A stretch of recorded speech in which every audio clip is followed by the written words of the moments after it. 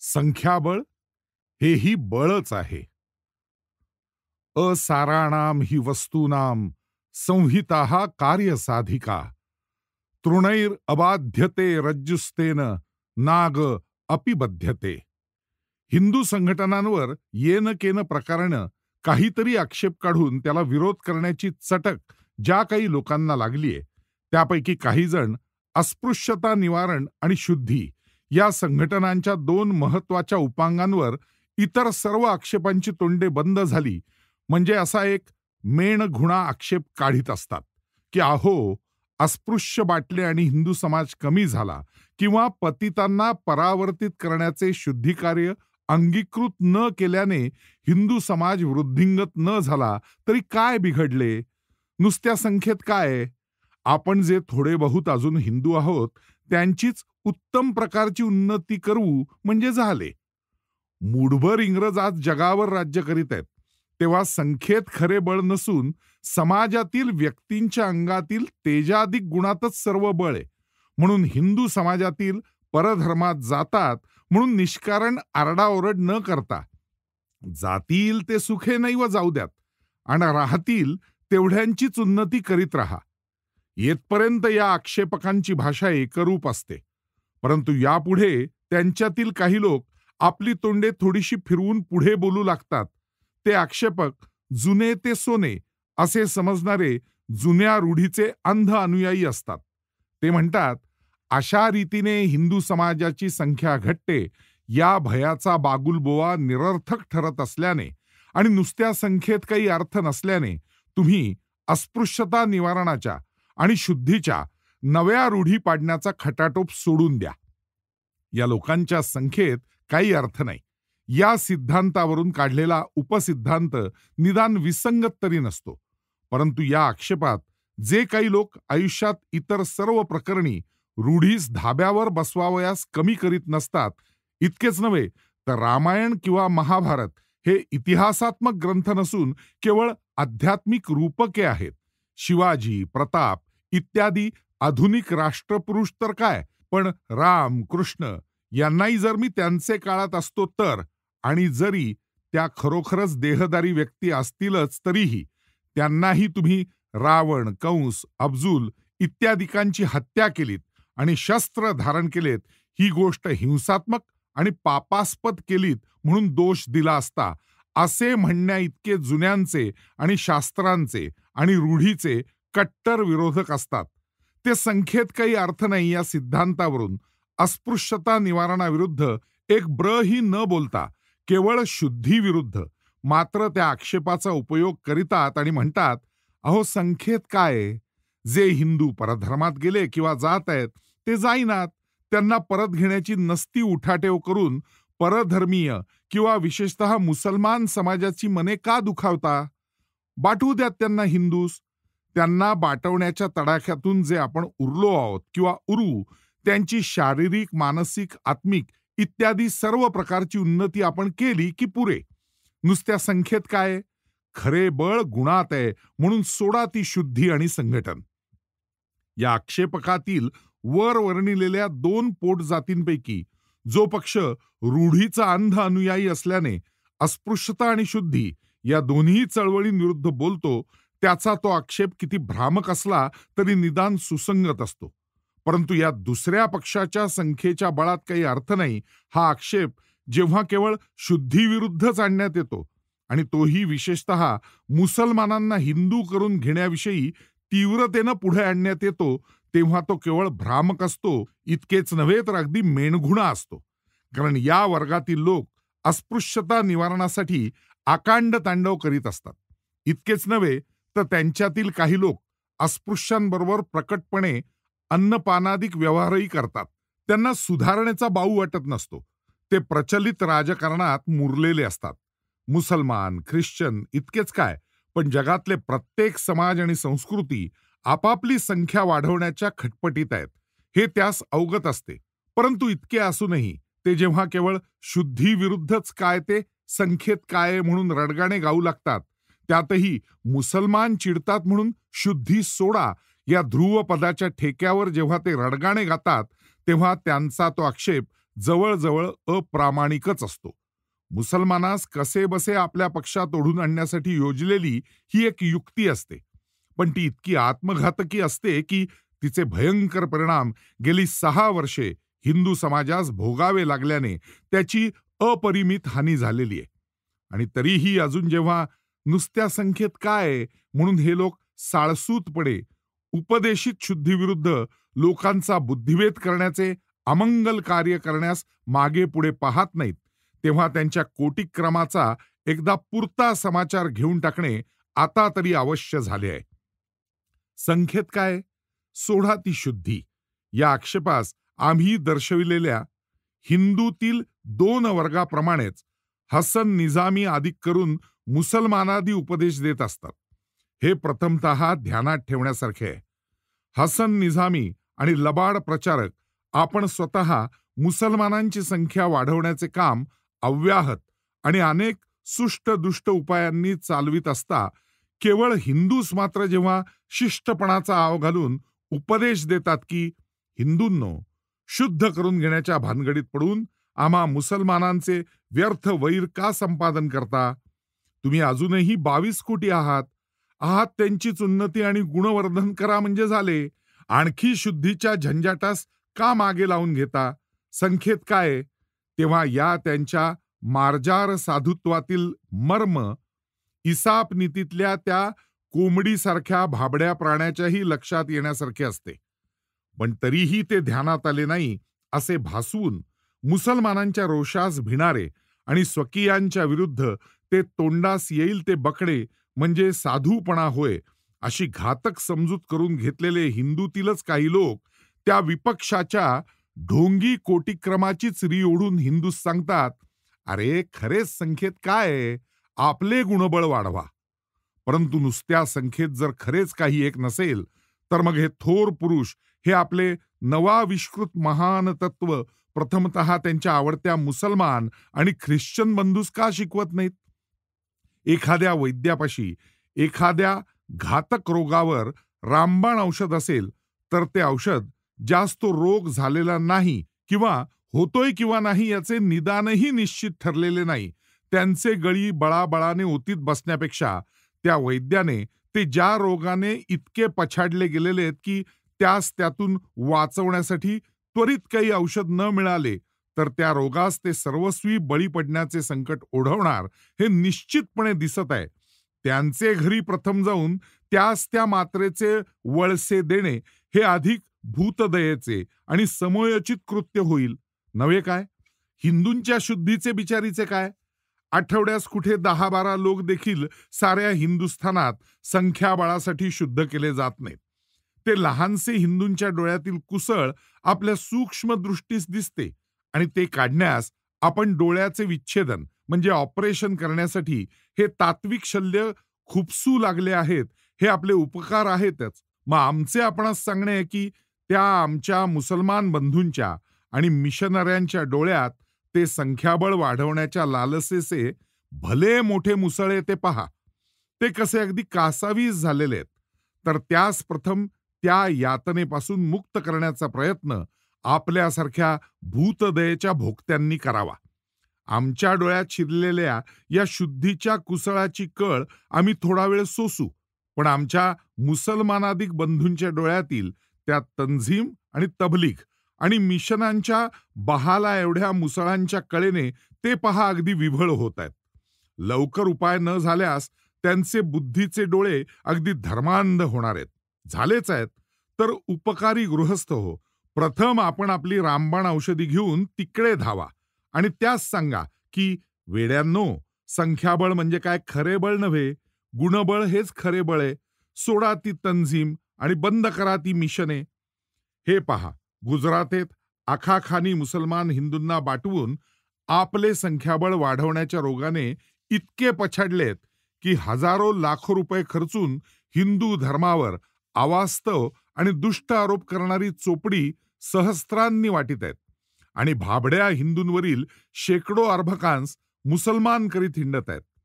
ते हसन निजामीचे जाळे पहा. वेश्यांकडून देखील नीच वासनांच्या साधनांचाही उपयोग करून हिंदू मुसलमान बनवण्यास कचरत नाही. त्या सिंध बंगालातील मुसलमानांच्या टोळ्या पहा.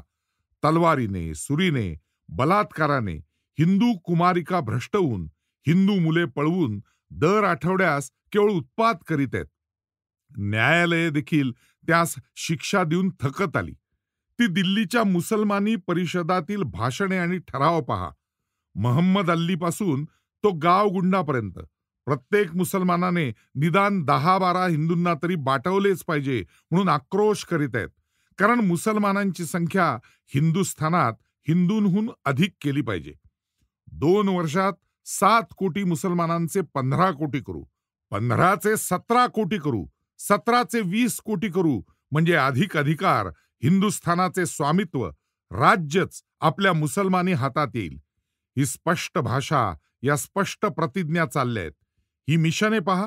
मुंबई, कलकत्त्यासारख्या मोठमोठ्या नगरांपासून ते आसाम, छोटा नागपूर सारख्या जंगलांपर्यंत हिंदूंना ख्रिश्चन करण्याचा आणि ख्रिश्चनांची संख्या यावर्षी वाढली म्हणून इंग्लंड अमेरिकेत उत्सव करण्याचा धूमधडाका चाललाय. प्रत्येक वर्षी कमीत कमी 10 लाख लोक ख्रिश्चन समाज खाऊन पचवून सारखा वृद्धिंगत होत आहे. आणि ते 10 लाख काय, सद्गुणांचे अगदी मूर्तिमंत पुतळे तेवढेच निवडून त्यास आपल्या समाजात ते अंतर्भूत करून घेतात की काय? छट. दुष्काळातील मरणाचे दारी बसलेल्या बाया बापड्यांपासून तो 10-10 शिक्षा आणि सश्रम कारावास भोगून ज्यांच्या पायास चोरीसाठी पडलेल्या बेड्यांचे घट्टे पडलेत, अशा सज्जनांपर्यंत जो हाती सापडेल त्या हिंदूस धर की कर ख्रिश्चन, असा सपाटा त्यांचा चाललाय. हे काय आपणास दिसत नाही? हिंदूंच्या डोळ्यातील आठवड्याकाठी 10-5 परधर्मीय लोकांस शुद्ध करून घेण्याचे हे शुद्धीचे लहानसे कुसळ ज्या आपल्या दृष्टीच्या टापूत धूमकेतूसारखे विस्तार पाहून दिसू शकते, त्या तुमच्या दृष्टीस हे मुसलमानांच्या आणि मिशनरींच्या संख्या वाढवणाऱ्या अट्टाहासाचे डोंगरा एवढे मुसळ दिसत नाही असे होणे शक्य नाही. मग आपण त्यांच्या तबलीग परिषदातून आणि मिशन हॉलमधून जाऊन का व्याख्याने देत नाही की संख्याबळ तुच्छ आहे वेड्यांनो, तुम्ही नुसती संख्या कशाला वाढवता? घेऊ द्या हिंदूंना तुमच्यातले लोक शुद्ध करून. तुमची संख्या कमी झाली तर उरतील त्यांचे गुणबळ वाढवण्याचे कार्य तुम्हास अधिक आटोपसर आणि सुखावस होईल. हे जीना पहा, ते अब्दुल रहीम पहा, ते गझनवी पहा. हा कारागृहातून चोरीच्या 10 शिक्षा भोगून 11वी चोरी करण्याची संधी साधता येईतो खिलाफतचा स्वयंसेवक होऊन भटकणारा गावगुंड पहा. जो तो मुसलमान संख्या म्हणून गरजत आहे. आमची संख्या अधिक आहे म्हणून पंजाबात वा बंगालात आम्हास हक्काच्या अधिक जागा द्या. आमची संख्या कमी आहे म्हणून मुंबई मद्रासकडे विशिष्ट हितसंरक्षणार्थ अधिक जागा द्या. गावात आमची संख्या इतकी म्हणून लोकल बोर्डात जागा द्या. नगरात इतकी संख्या आहे म्हणून नगरसंख्येत, इलाख्यात संख्या इतकी म्हणून विधिमंडळात अधिक जागा द्या. गव्हर्नरच्या जागेपासून तो पट्टेवाल्यापर्यंत आमची संख्या इतकी म्हणून इतक्या आमच्या जागा राखून ठेवा. म्हणून जिकडे तिकडे मुसलमानी तोंडातून, डोक्यातून, मनातून संख्या वाढवा संख्या असा एकसारखा चाललेला गडगडाट आपल्या शुद्धीची बारीक पिपाणी ऐकू येईल इतक्या सूक्ष्म तंतूंनी गोठलेल्या कानास ऐकू येत नाही का? मग त्यास आपण जाऊन आपले हे अमौलिक तत्व का उपदेशित नाही? मुसलमान माझे बंधू आहेत, ख्रिश्चन माझे स्नेही आहेत म्हणून म्हणणाऱ्या भूतदये, संख्याबळाच्या वेडाने पिसाळून गेलेल्या या भूतांकडे तुझ्या कृपेचा फेरा थोडा का वळवत नाहीस? प्रत्यही संख्याबळाचे नावावर हिंदूंची मुले आणि कुमारिका त्यांच्यातील गुंडांकडून पळवून नेल्याच्या बातम्या प्रत्येक पत्रात आणि खटले कित्येक न्यायालयात येत असता तुझ्या पत्रातून किंवा तोंडातून त्याचा उल्लेख देखील होत नाही, हे कसे? हिंदूंवरच तुझी एवढी कृपा का? थोडी दया कर आणि हिंदूंच्या बोकांडीच असे येता जाता न बसता त्या संख्याबळाच्या वेडाने जर्जर झालेल्या तंझीम तबलीगकडे आपला थोडा कटाक्ष टाक. हे वैद्यराज, कृपा करून आमचा आपणास थोडासा विसर पडू द्या. नुसत्या संख्याबळात काय असे म्हणणाऱ्या धूर्तांना एकदा खडसावून सांगणे भाग आहे की तुमच्या म्हणण्याप्रमाणे शुद्धी ही नुसत्या संख्याबळाने वाढीसाठी आहे असे गृहीत धरले तरीही ती अवश्यच आहे. कारण संख्याबळ हेही बळच आहे. प्रथम हे ध्यानात ठेवले पाहिजे की जर समाज असेल तरच त्याच्यात गुणबळ वाढवण्याचा प्रश्न उद्भवतो. परधर्मीयांच्या सहस्र वर्षे चालत आलेल्या आणि प्रतिकार न केला तर आणखी अनेक वर्षे चालू पाहणाऱ्या प्रबळ दंडेलीने एक एक करून सर्व हिंदू परधर्मात लुटून नेले गेले, तर मग गुणबळ वाढवणार तरी कोणामध्ये? गुणाला अधिष्ठानच जर नाहीसे झाले, जर हिंदू समाजच उरला नाही, तर उन्नती तरी कोणाची करावयाची? जे उरतील त्यांची म्हणाल, तर उरले आहेत तेही गेले त्यांच्याप्रमाणेच प्रतिकार न केला तर नष्ट किंवा भ्रष्ट होऊन गुणबळाच्या वाढीला मर्यादा आहे. मुंगीला शारीरिक आणि मानसिक वाटेल तितका खुराक चारला तरी ती हत्ती होऊ शकणार नाही. गवताची काडी कितीही खत घातले तरी गवताची काडीच राहणार. तिला जर हत्तीला बांधावयाचे असेल तर गुणवर्धनाच्या नैसर्गिक कक्षेच्या बाहेर असल्याने अशक्य होते. ते संख्याबळाने पुरे करून घ्यावे लागते. गवताची काडी जरी काडीच राहिली तरी तशा अनेक काड्या, काथ्याची अनेक तुसे आणि दोऱ्यांची जुडगी एकत्र करून म्हणजे त्यांचे संख्याबळ वाढवूनच त्याचा एक संघटित नाडा किंवा दोरखंड बनवता येतो आणि तो मात्र हत्तीला बांधू शकतो. भाताचे एकच रोपटे लावून त्याचे गुणवर्धन करण्याकरता किती जरी प्रयत्न केला तरी त्याच्यापासून एका कुटुंबाचे तर आहोच, पण एका मनुष्याचे पोट भरण्या इतके दाणे उत्पन्न होणे दुर्घट आहे. पण तशी अनेक रोपटी लावून शेती केली तर तत्काल खंडीभर भात उत्पन्न करता येतो. त्यांच्या संख्याबळाचे वर्धनानेच उदरपोषणाची कामगिरी त्यांच्याकडून करून घेता येते. जर एखादे सज्जन गृहस्थ म्हणाले की अरे, पोती भरभरून तांदूळ एकत्र करण्याच्या खटपटीत का पडतोस? खुळा आहेस, संख्याबळ तुच्छ आहे. हा एक तांदूळाचा दाणा मी घेतो, त्याचे गुणवर्धनाकडे लक्ष पुरवतो आणि त्याचा तपेलीभर भात करून तुला देतो. थांब, नेऊ देत ते बाकीचे पोती पोती दाणे चोरांना, नाहीतर ते चोर रागावतील. तर त्याचे गुणवर्धनाचे प्रयोग यशस्वी होऊन त्या तांदूळाच्या एका दाण्याचा तपेलीभर भात होणे जितके दुर्घट आहे, तितकेच बाटू द्यात जे बाटवले जातील त्यांना.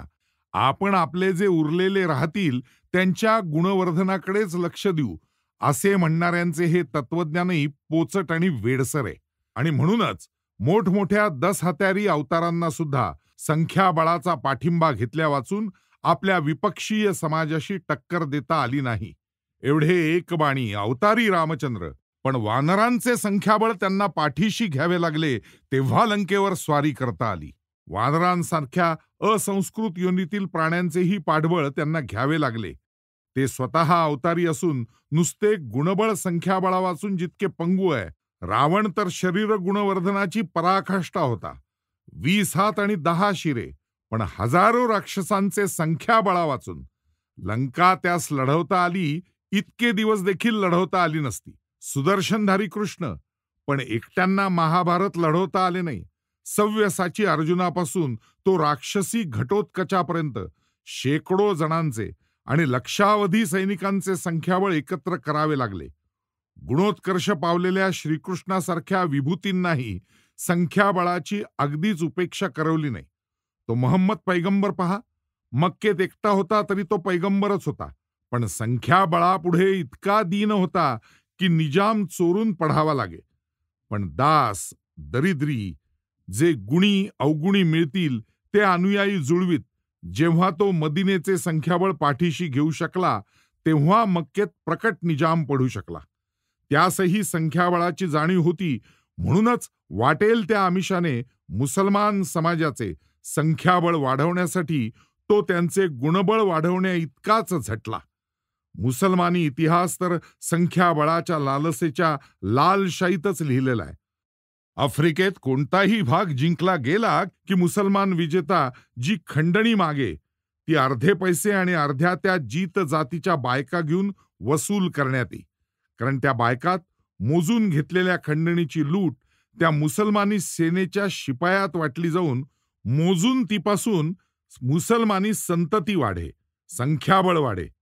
चोर पोर अशांनाही बलात्काराने वा लालचीने ते अजून मुसलमान वा ख्रिश्चन करून घेण्यात येते.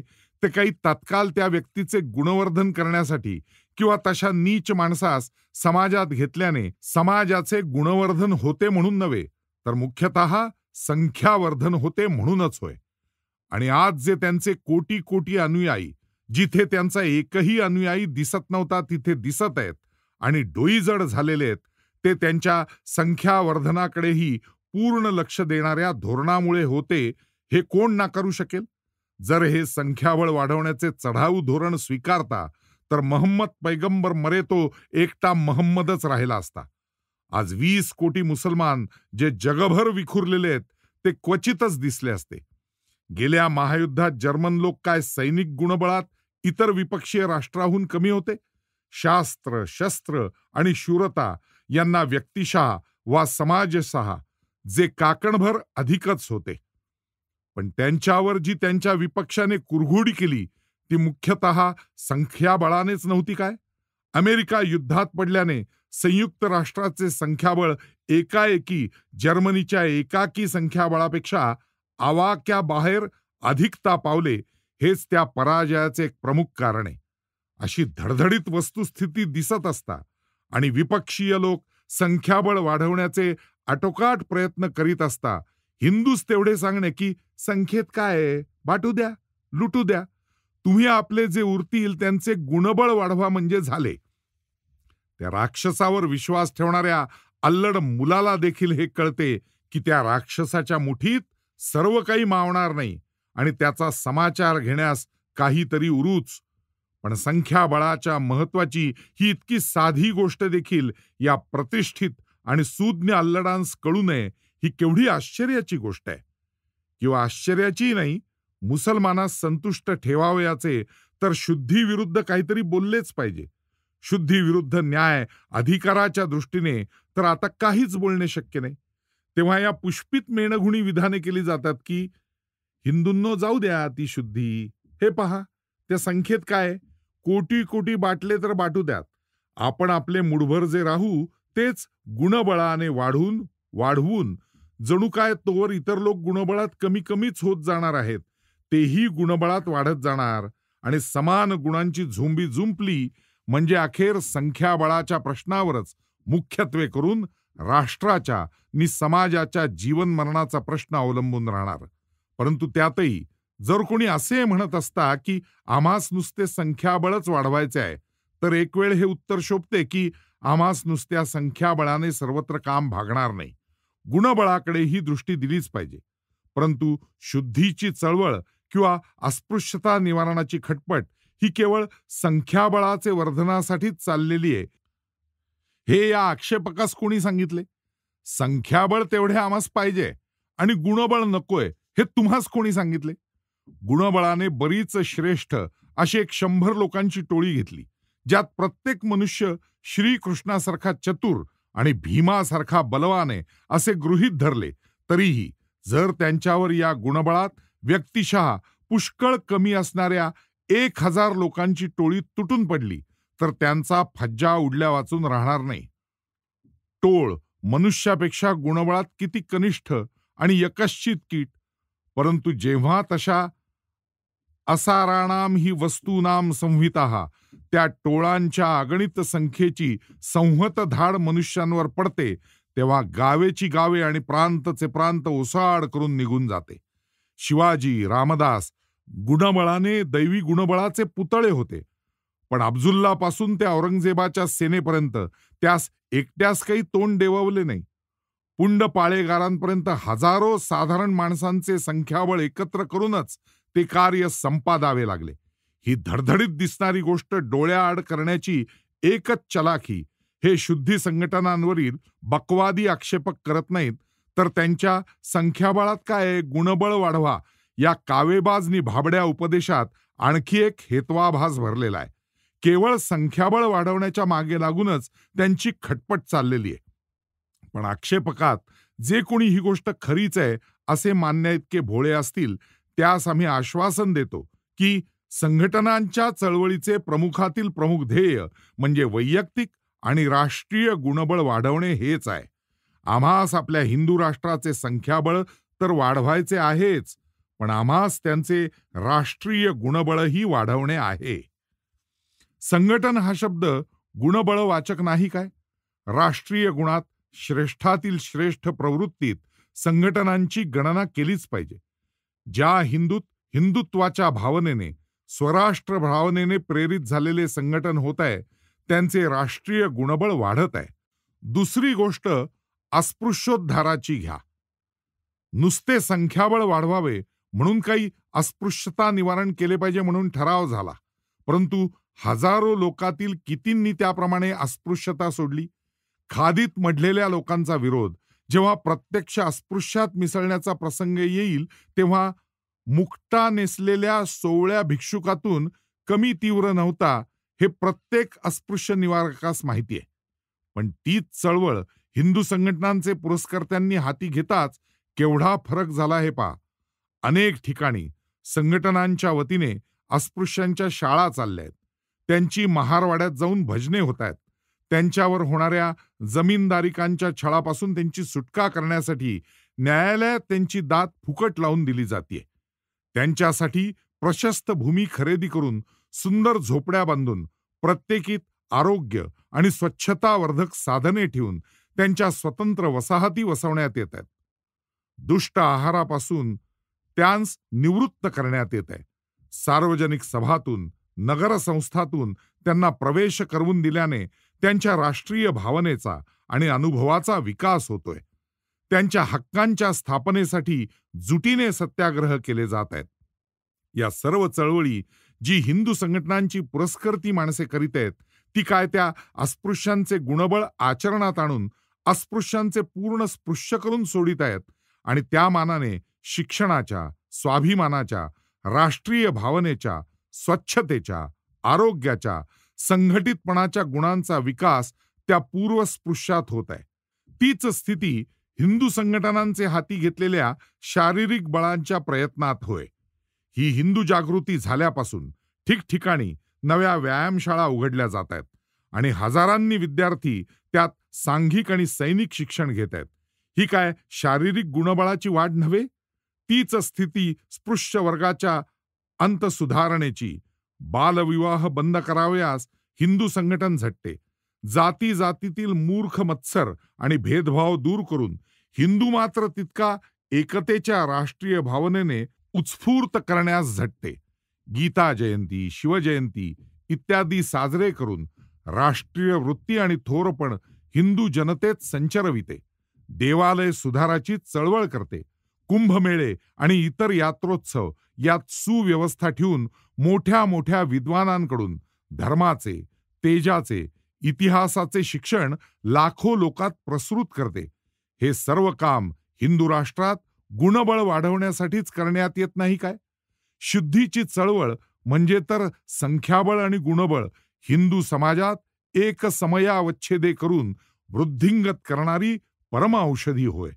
जेव्हा परधर्मात केवळ हिंदू समाजाच्या कूपमंडूक वृत्तीने, अहिंदूंच्या बलात्काराने राहिलेल्या एक मनुष्य परत हिंदू समाजात स्थापित करण्यात येतो, तेव्हा त्या एका झटक्यासरशी हिंदू समाजातील अनेक दुर्गुणांवर एक सहा आघात करण्यात येतो आणि त्या मानाने तितके गुणबळ वाढते. शुद्धीकृत मनुष्यात त्या संस्कारानेच हिंदू पूर्वजांविषयी, हिंदुस्थान देशाविषयी, हिंदू संस्कृतीविषयी ममत्व बुद्धी आणि पूज्य बुद्धी उत्पन्न होते. हा त्याचा राष्ट्रीय गुणविकास होतो. हिंदू समाजातील पूर्वीची कूपमंडूक वृत्ती त्या मानाने नष्ट होते. अतिरेकी जातीभेदाची बंधने त्या मानाने सैल होतात. हिंदू मात्र तितका आपला बंधू आहे ही भावना उदय पावते. जुन्या रूढीचे पाश राष्ट्राला घातक होऊन प्रस्तुतच्या जातीय संकटाची माहिती आणि जाणीव उत्पन्न होते. मागचे आणि आताचे यांची तुलना करण्याची विलक्षण बुद्धी जागृत होते. हिंदुत्वाचे रक्षणार्थ लढण्याची वीरवृत्ती वाढते. त्या प्रत्येक परिणामाने हिंदू समाजातील अनेक दुर्गुणांचा अस्त होण्यास आणि राष्ट्रीय गुणांचा विकास होण्यास अमोलिक सहाय्य होत असते. गावात किंवा नगरात एखाद्या नवीन शुद्धी समारंभ झाल्याबरोबर जी खळबळ उडते, ती ज्यांनी पाहिली असेल त्यांना हे तत्काळ पटेल की राजकारणाच्या 10 सभांनी समाजातील वरच्या थरातील जी चळवळ आणि राष्ट्रीय जागृती उत्पन्न होत नाही, ती एका शुद्धी समारंभाने उत्पन्न होऊन शेवटच्या थरापर्यंत कुळवाडी, कुणबी, महार मांगांपर्यंत सामाजिक भावनेचा धक्का पोचवला जात असतो. हे सर्व राष्ट्रीय गुणवर्धनाचे कार्यच नव्हे काय? हिंदू संघटना अनाथालय काढते. त्यात आजपर्यंत जी दुर्दैवी अर्भके मृत्यूच्या जबड्यात जन्मतःच ढकलली गेली असती किंवा भूक भूक करीत भटकत राहिली असती, त्यांची शारीरिक, सैनिक, मानसिक आणि आत्मिक जोपासना केली जाते. त्यास शिक्षण देण्यात येते. हिंदुत्वाच्या आमच्या अभिमानाची जाणीव त्यांच्यात उत्पन्न केली जाते. हे सर्व हिंदू समाजाचे गुणबळ वाढवण्यास कारणीभूत होते की घालवण्यास? अशा अनेक राष्ट्रीय गुणवर्धक चळवळी ज्या हिंदू संघटनांच्या पुरस्कर्त्यांनी चालवलेल्या आहेत आणि परदेश गमनापासून तो शुद्धीपर्यंत ज्या शेकडो सुधारणा त्यांनी हिंदू समाजात आज नुसत्या ठराव करून नव्हे तर प्रत्यक्ष आचारात आणून प्रसृत केलेल्या आहेत, त्यास हिंदू राष्ट्राचे गुणबळ हेही वाढवले पाहिजे हे कळते आहे म्हणूनच होय. त्यास ती गोष्ट शिकवण्यासाठी कोणा अर्धवट गुरुची आवश्यकता नाही. आम्हास गुणबळ तर हवेच आहे, पण आम्हास संख्याबळही हवे आहे. आमचे हिंदू राष्ट्र आम्ही संख्येनेही घटू देणार नाही, गुणानेही घटू देणार नाही. अस्पृश्यता निवारण आणि शुद्धी या दुहेरी साधनांनी आम्ही आमचे संख्याबळही वाढवू आणि गुणबळही वाढवू. आणि केवळ गुणबळ पंगू आहेत, केवळ संख्याबळ अंध आहे, हे सामाजिक सत्य तुमच्यापेक्षा आम्हास पक्केपणी कळले. नुसत्या संख्याबळात काय आहे हे शहाणपण आम्हास शिकवण्याची तसदी आपण घेऊ नये. अगदी राहावतच नसेल तर ते शहाणपण मुसलमानादिक आपल्या भाईबंधांना जुम्मा मशिदीत जाऊन शिकवा. त्यास त्याची खरोखर फार आवश्यकता आहे. अर्थातच जुम्मा मशिदीची पायरी हे शहाणपण शिकवण्यासाठी चढण्याचं धैर्य तुम्हास असेल तर. श्रद्धानंद, 17 फेब्रुवारी 27.